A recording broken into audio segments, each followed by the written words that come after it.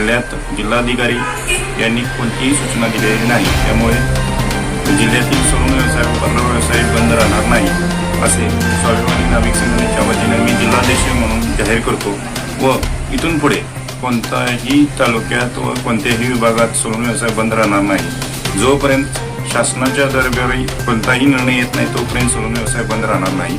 तसेच प्रत्येक तालुक्याचे तहसीलदार किंवा प्रत्येक नगरपंचायत नगरपालिका यांचे मुख्य अधिकारी यांनी जोपर्यंत जाहीर होत नाही तोपर्यंत सलून व्यवसाय बंद राहणार नाही।